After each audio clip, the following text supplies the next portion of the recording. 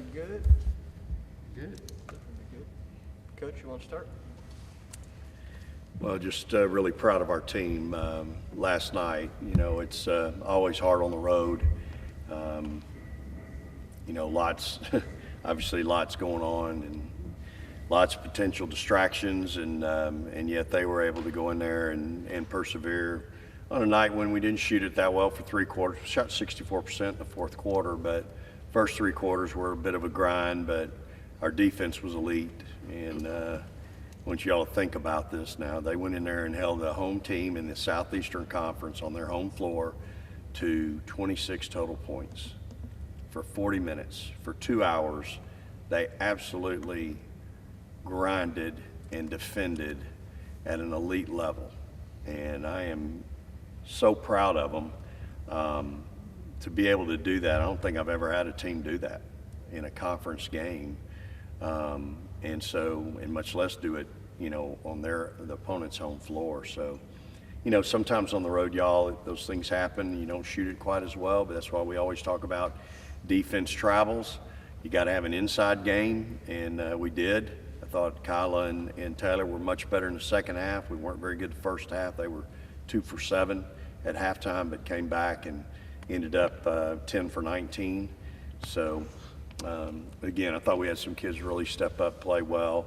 I think, we just, sometimes it takes that. And again, when you're maybe not making shots, how else can you help me win? I thought we also had some kids do that. So it's a great win for us. Again, some uncharted territory, waters for these kids, and to be able to go out and function and play, I was really proud of them. So now we got to get ready and go on the road and have another road game. Only have basically a day back here, and we leave out tomorrow. Got to play a really good Mississippi State team, a team that's going to be in the NCAA tournament, play them on their home floor. I'm sure they'll have a great crowd. Those Bulldog fans are so special, and they love their Bulldogs, and so I'm sure they're going to create a great atmosphere and home court, advantage for their team. And so we're going to have to go in there and play well. It's a team that has great size inside. They have great guard play, veteran guards, 5th and 6th year guards. So they're a wise old team, and so we're going to have to really go in there and execute and play extremely well. Excited about the opportunity, excited for our team. We're now down to, in my mind, a 2-game season, and we've just got to do what we've done all year, which is be in the present, be where your feet are. The most important thing is today. The most important practice is today's practice. Can we get 1% incrementally better today than we were yesterday? And at the same time, we've got to prepare with intentionality, which we've done a great job of, and get ready to play a really good Mississippi State team in their gym. Coach, how excited are you just to get back in there and walk into that gym again, and just kind of reception do you expect out there? Well, I don't know I don't know if you'd call it excited. I don't get too fired up by going on the road in the SEC, but obviously we have so many special friends there still to this day, and such fond memories. I've said this a lot. Those 8 years that we spent there are the 8 best years of the Schaefer family's lives. Both of my kids are graduates of Mississippi State. They're Bulldogs. We just had so much great fun, great success there, and again, still have so many good friends there. And it's not just the people at Mississippi State, it's that state in general, y'all. Like, that is the most genuine, caring, loving state. The people from North Mississippi, Olive Branch, all the way down to the Delta, and all the way down to Biloxi and Gulfport. I mean, anywhere you go, they just really embraced me, my family, my team. And so there's so many fond memories of our time there. And obviously, it's a place that we still hold dear to our heart. I still have my farm there where we built our dream home. I've additionally bought another farm 30 minutes from there. That's beautiful country. And so it's a place that we still endear to ourselves and is so special to us. And it will always be that for us. Because again, we still have so many wonderful friends there. So you a farmer at heart? I am not. Okay. The farms that we call them farms, but the land I bought down in toward Louisville, Mississippi, which is 30 minutes from my original farm, is all hardwood timber. It's big hardwood timber. It's beautiful rolling green hills. It's bordered by the Noxubee River, so it's beautiful, beautiful country. The farm where we built our dream home is mostly pasture. There is some woods on the back end of it, but it's mostly pasture land, and we have a 20-acre lake that sits out in front of the house and or in back of the house, however you want to call it. But it's just a beautiful, beautiful place. I mean, if you ever had the opportunity to see it, you'd understand why I've never gotten rid of it. It's just it's been touched by God. You know, the previous owner was a professor there at State, and his wife's ashes are spread in the lake. And when I bought it from him, he actually asked me when his time came, if I would spread his ashes in the lake, and I told him I absolutely would be honored to do that. So, you know, him and his wife, their children, their grandchildren, spent a lot of time there. It's a sacred place in my mind. It's a special place, and you know, that's why we've kept it to this day. Does Holly go and check on it, or how do you? Holly's been there now for a week and a half.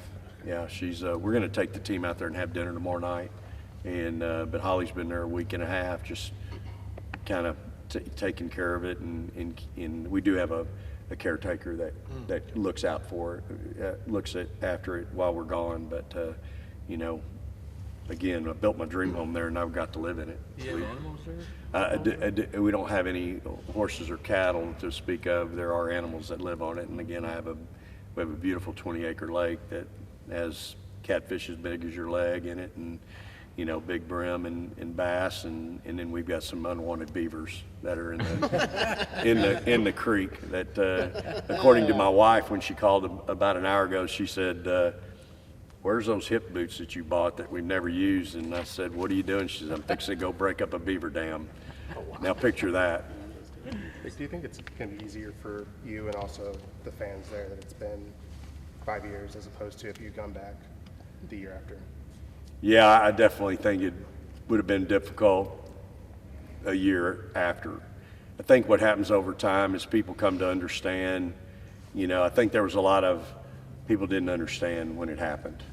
But I think since we've left, I think they've come to have a real clear picture of potentially why it happened and the timing of it and those kinds of things. So certainly think that 5 years later is way better than going back that first year, because I do think there were still some things that weren't very clear as to what exactly transpired. What would an SEC championship mean to you and this team? Man, that's just so hard to do. Like, you have no idea how hard it is to win an SEC basketball championship. And it's just, you know, I know we won 3 at Mississippi State, and, you know, it's what I want so badly for these kids. I mean, it is just so hard to do. And, you know, you want it so badly for them. And, you know, again, it's a 2-game season for us right now. And this game won't be easy on the road. It'll be extremely difficult. We're going to have to play really well. They're a really good team, and again, a veteran team. And, you know, they've had an extra day of rest to get ready for us. So, you know, we're going to have to play well. One thing about going back to last night, you know, the way that the Fives played in the first half versus the second, do you go into each game thinking, hey, I don't care whether it's Kyla or Taylor, but I need this out of this spot? Is that how you look at it, or? Well, I think, yeah, you go into it thinking we need this from this position, and then you go with who's playing well that night. Okay. You know, and, you know, last night, Taylor got a really quick foul, and typically I take her out and put Kyla in immediately, but I didn't, and tried to let her play through it a little bit. Didn't really play that much better, went with Kyla. Neither one of them, like I said, we were 2 for 7 at half, And I really thought we were kind of getting out tough down there a little bit, to be honest. And so challenged them in the locker room at halftime. Second half, they were so much better. And our guards were really good about giving them the ball, too. We turned them down still. Like I'm going to show them today in film where we turned them down. And, we don't need to turn those two down. When they get 2 feet in the paint, they got somebody buried, we need to give them the ball. So, it's something we continue to work on. If you come to practice, like we have a drill every day we start with, is triangle passing. And, we work on it every single day. So, again, and give Georgia credit. They were doing some things the first half, doubling and really not letting them operate with very much space. And so we didn't handle that very well. We had 12 turnovers at halftime. And we only ended up with 16 total. But, when you're not shooting it well, 12 turnovers is a nightmare. And we offset it with 23 offensive rebounds. And you think about all those extra possessions when you're shooting 30%, man, those extra possessions are critical. And so to get the 23 offensive rebounds was really big. I think Taylor had 9 of them, Book had 5 of them. I mean, those are critical second and third chance points that you're getting on a night when you're not shooting it that well. So, again, proud of our kids and finding a way to win. And, again, you look at the game and you're like, gosh, dang, boy, you didn't play very good. We didn't play very good and we won by 31. I mean, it's just crazy. You held the team to 26 total points. That's absurd. In the Southeastern Conference, to do that is like crazy. But that's how locked in and how hard our kids played last night. And I'm just extremely proud of them for that. Coach, you only up 4 at halftime. What part of the message do you think the ladies took heed to the most to come out to the start? Yeah, we stopped turning the ball over, and then, the inside game was a little better. And then I'm telling y'all, we screwed up more transition last night than we have in a month of Sundays. We had some 4-on-2s, 3-on-1s, 2-on-1s that we just butchered. And for 8 days now, between off day, last game we played and when we played last night, like, we've worked on transition. We've worked on making those good decisions. We've been excellent at it in practice. So it's very uncharacteristic, very weird. But sometimes it's what happens, especially on the road. So I thought the second half we finished some of that. We obviously finished inside. And, we had some kids step up and make some big shots for us. Jock made some really big plays for us and made some big shots for us. And, Booker gets 5 offensive rebounds. Those extra possessions are so big for us. And she comes from the guard's position to do that. Rory was really good. You just can't put a value, y'all, on what these kids are doing right now defensively. That 3 guards that we have with Booker, Rory, and Shea are playing elite defensively. Our freshmen didn't play quite as well as they've been playing last night, but those 3 guards are doing some elite stuff defensively. And, Rory, we ask her to do so much, from running our team to getting us in the right set to making good decisions to every now and then trying to score for you. And then the other end, oh, by the way, you're going to pick up 94 feet and guard the crap out of somebody, wear them out, make them tired, and which she does, and she does it willingly. That's who she is. So this group's right now is, the AP USA Today writer asked, said, okay, there's 4 or 5 teams, 6 teams that have a lot of parity, could potentially win it. What about your team? How do you feel? I'm like, I've seen them. Like, I've witnessed it first half. I've seen them go through the gauntlet. I'm not trading them for anybody. Like, they're capable. They've proven to me that on any given night they're capable. And I think that's where we're at right now in the game. There's some teams out there that on any given night it can happen. And so for my team, man, I love this team. I love their toughness. I love their competitive spirit. And I love how they embrace where they are right now and how we're winning. On that note, though, Coach, how important is it? Sorry. Go ahead. I didn't see the lean. I'm sorry. How important is it to have these experiences like against Georgia, like against LSU, having rough first halves, coming out of that with a win, especially with SEC tournament, March Madness? You're not going to have every game where you're going to shoot well. That's just obvious. So right. How much is that for the team's psyche important to have these type of experiences? Well, I certainly think it's probably something that they can fall back on. It's not very good for my heart, but at the same time, I think again, any experiences where you can really go through some adversity and you can come out on the other side in a positive way. I mean, that's what life's all about, y'all. It's about adversity and how you handle it. And I think these kids have had adversity throughout the course of the season. We've been on the road a lot. It hadn't been pretty some days and some games, but yet they continually find a way to win. And so, I think it's certainly beneficial and certainly something that they can draw from. So we'll get to talk to her in a couple of seconds. How was Blair as a player, and did you see this as the path she was going to take going into coaching, coming with you here, all that? Yeah, so, Blair's career as a player is pretty well chronicled. I think her freshman year she played in 29 out of 34 games. Sophomore year played in every game, but and maybe averaged 10 minutes a game. And then we had a conversation that if you're going to play in the SEC, you got to change, and it's these three things. You got to make a shot. When they ain't guarding you, you got to be able to make a shot. 2, you got to guard somebody. You got to be able to defend. And 3, you got to stop turning the ball over. Like, I can't play you if you can't not turn the ball over. Like, I can't compromise my team. Everybody will see through that. Nobody wants to play you more than I do, but I can't compromise my team if you can't take care of the ball. And so she embraced that. She took it to heart. She got her men's practice player that off season in the spring, and then in the summer played one-on-one every day, got her butt handed to her for about 2 months until she figured out angles and figured out space. And y'all, she goes from that to her junior year. She's the MVP of the regional in the NCAA tournament, and then at our place in Starkville in her senior year, she's on the all-defensive team. I mean, come on. They only picked 5 of them. She took 90 charges in her career, which means she probably got run over 200 times.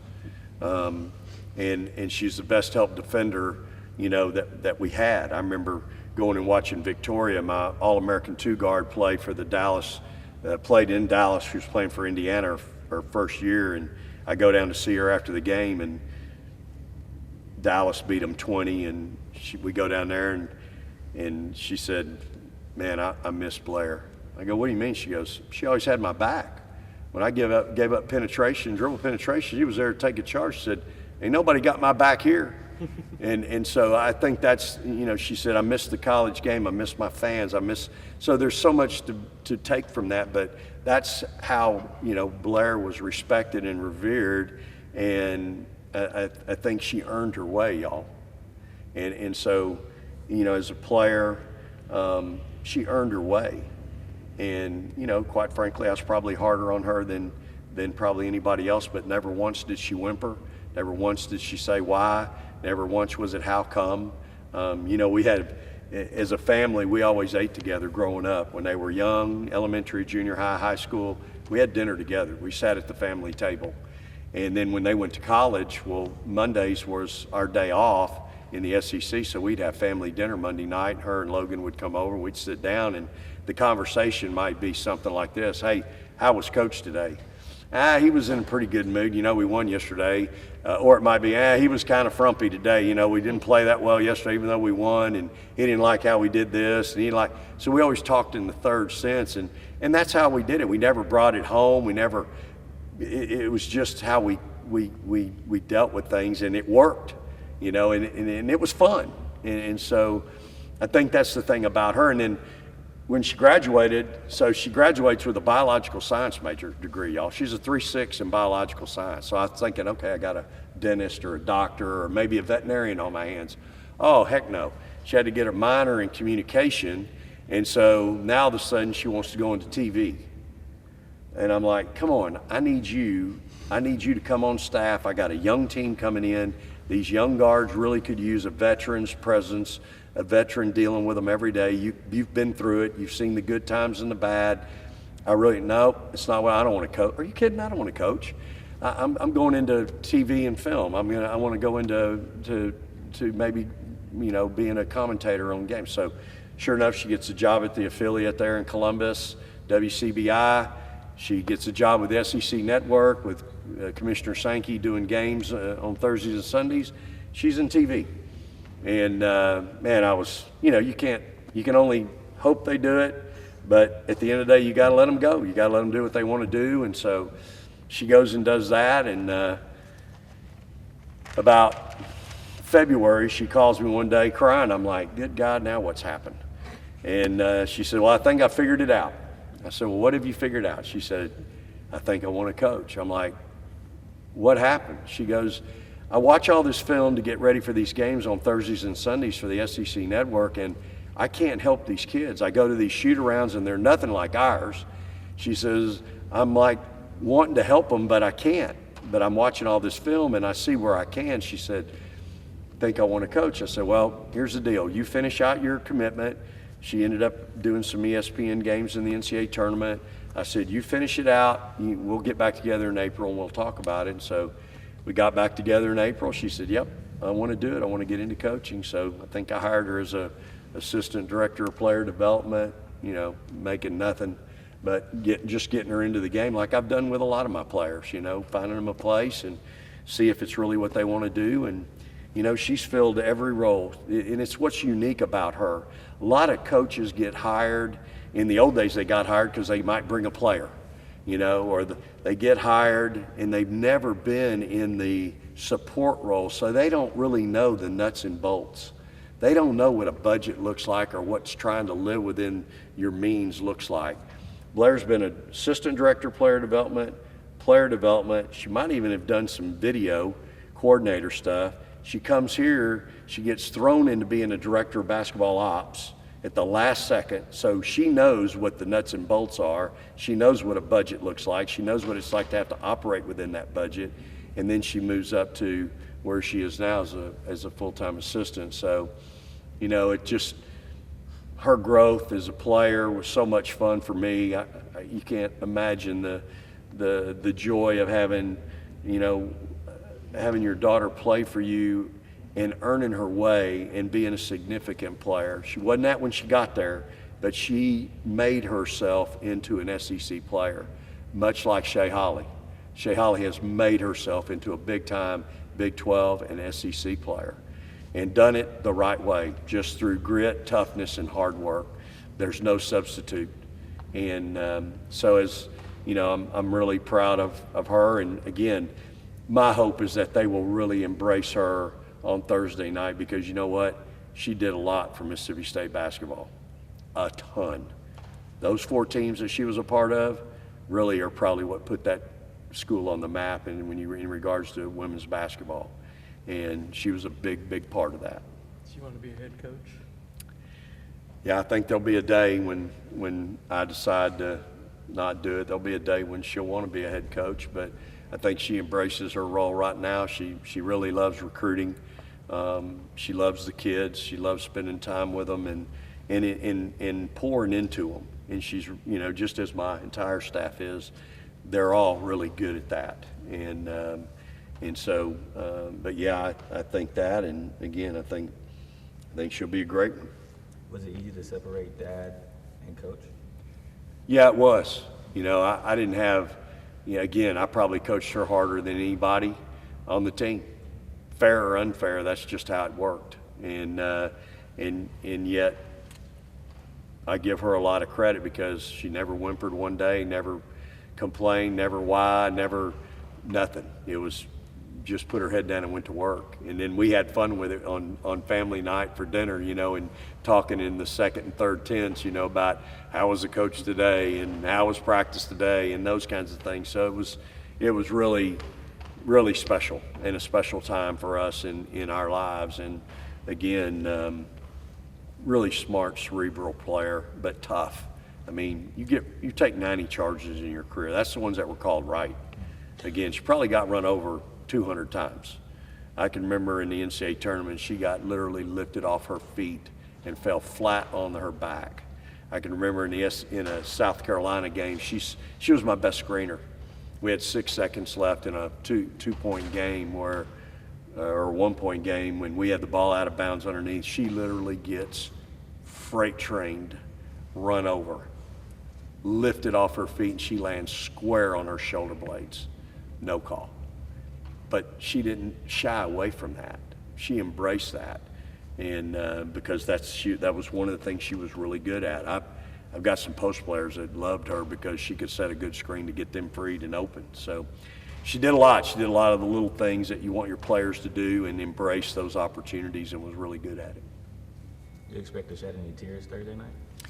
I'm sure it'll be emotional, but for me, I've got a heck of a team that I got to go in there and try to win a road game. That's it for me. I've got to go in there, and my team's got to go in there, and we got to be tough.